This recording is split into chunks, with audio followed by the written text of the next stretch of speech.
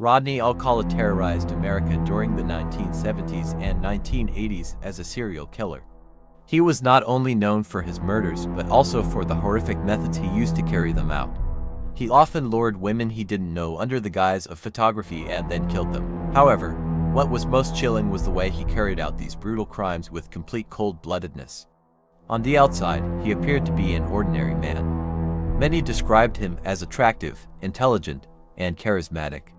But the dark side within him was far too terrifying to be overlooked. Alcala didn't just kill his victims, he also promised them something hopeful in their final moments. This behavior demonstrated his psychological intelligence and ability to manipulate his victims. Many of his victims saw him as a safe person.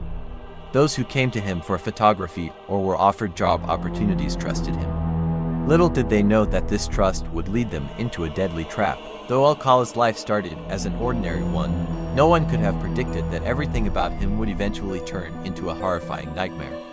He wasn't just a killer, but also a manipulator. The most fascinating part was his attempt to create a good guy image by appearing on TV shows. While doing so, he transformed into a monster that people failed to notice. His murders were so complex that for many years, no one could connect them. Rodney Alcala was born on August 23, 1943, in San Antonio, Texas. His father had a short-lived marriage to his mother, and this marriage was quite traumatic. After their divorce, his mother decided to raise Rodney and his two siblings alone. Alcala's mother was very strict and controlling, which negatively affected his personal development.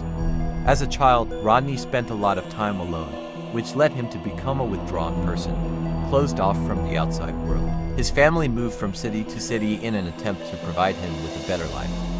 Eventually, they settled in California, where Rodney continued his education. However, the challenges he faced at school left deep emotional scars.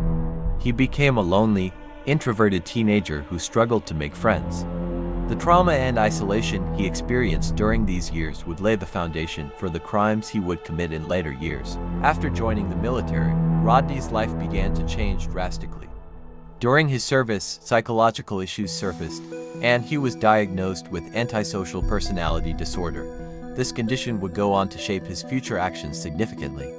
Despite being identified as a potential threat, his true nature and murderous tendencies were not recognized by the military's psychiatric department. This shows just how dangerous he could be without anyone noticing.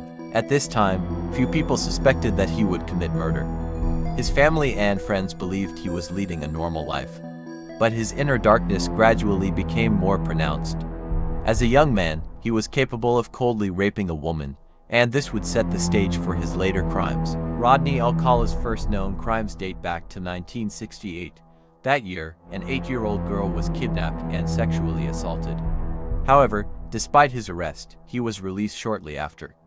This event was an early warning sign of how dangerous he was. The authorities failed to properly assess his mental state, allowing him to roam freely. His first murder is believed to have occurred in 1971 when he lured a woman under the pretext of a photo shoot and killed her. This woman disappeared and was never found for a long time. Alcala often hid his victims' bodies in remote areas, taking them far away to conceal them. After this, more murders followed in quick succession. During this period, it became clear that Rodney had killed many more women. He typically met them under the guise of photography, and they unknowingly walked right into his trap. He would often offer them a chance to be models or promise photo shoots, gaining their trust before murdering them. By 1977, his murders became more noticeable. During an investigation into a missing woman, his name came up. However, connecting the murders proved difficult for the police, as Alcala meticulously planned his crimes and was an expert at covering his tracks. Yet, despite all the complexity, the truth would eventually come to light. The year 1978 was a particularly ironic time for Rodney Alcala. That year, he appeared on one of America's most popular TV shows, The Dating Game.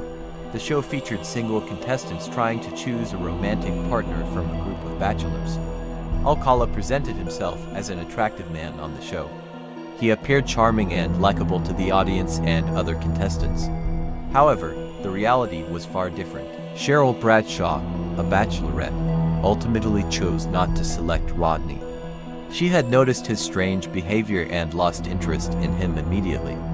This choice was, in fact, a fortunate escape. If Bradshaw had selected him, who knows what might have happened, but this wasn't just a coincidence. Bradshaw's attention had allowed her to see through Alcala's deadly facade. Rodney Alcala's murders were so detailed that it was often difficult for the police to link them together. His first major murder was the disappearance of 12-year-old Robin Samso.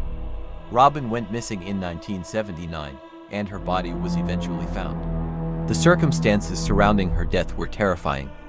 Rodney had lured her into his trap, kidnapped her, and then killed her. Her body was found deep in a forest, a chilling discovery. After Robin's death, there were many more victims.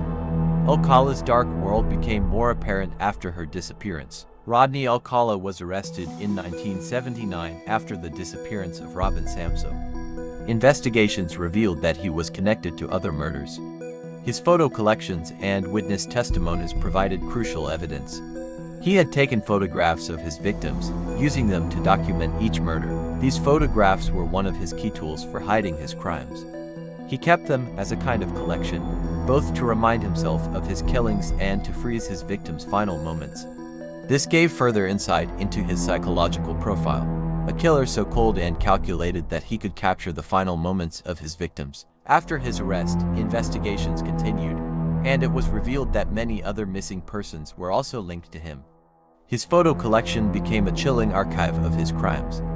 The police discovered more victims as they examined the old photos and videos, showing how Alcala had transformed into a monster over the years. Rodney Alcala's trial began in 1980, where he faced charges for the murder of Robin Samso. During the proceedings, it became clear that Alcala had an extensive history of violent crimes. His defense team tried to argue that he was not guilty due to a mental illness, but the prosecution presented a strong case, revealing his methodical and deliberate actions. They painted a picture of a man who had not acted out of impulse or mental instability, but rather with cold and calculated intent. As the trial unfolded, the horrifying extent of his crimes became more evident. The photos of his victims, along with testimonies from the families of the murdered women, were central pieces of evidence. Despite his attempts to defend himself and avoid conviction, Alcala was found guilty of murder and sentenced to death. His trial became a spectacle, as it was clear that he had led a double life, deceiving not only the public but also those closest to him. Alcala's defense strategy failed to sway the jury. They found him to be a dangerous and calculating individual who had taken advantage of the trust of his victims. His conviction was a pivotal moment in the case, but it would not be the last time he faced justice for his crimes. Despite being convicted of multiple murders, Rodney Alcala's case did not end there. The investigation into his past crimes continued, and authorities uncovered even more victims. In 2010, Alcala's photo collection became a significant tool for investigators. The police released some of the photographs in hopes of identifying other victims. These pictures, often taken by Alcala under the pretense of offering photography sessions, were haunting. Many of the women and children in these photographs were unknown to authorities, and the hope was that someone, somewhere, might recognize them. Alcala's ability to lure people into his deadly trap using the guise of a photographer had allowed him to take countless victims. Over the years, several women and children were identified, but there were still many more that remained nameless. As of today, some of these individuals have yet to be identified, and Alcala's total victim count remains uncertain. The release of these photographs sparked a nationwide search for answers. People from all over the country came forward, providing leads and pointing out possible connections to missing persons cases. However, the full extent of his crimes may never be fully known, as some of his victims may never be identified. Rodney Alcala's legacy is one of fear, manipulation, and terror. He was not just a serial killer, but also a master manipulator who used charm and deceit to lure his victims into his grasp. His crimes were cold, calculated, and horrifying, and he remained a mystery to the public for many years. His photo collection, a chilling record of his crimes, serves as a testament to his dark obsession and twisted mindset. In 2010, Alcala was finally convicted of additional murders after new evidence linked him to more victims.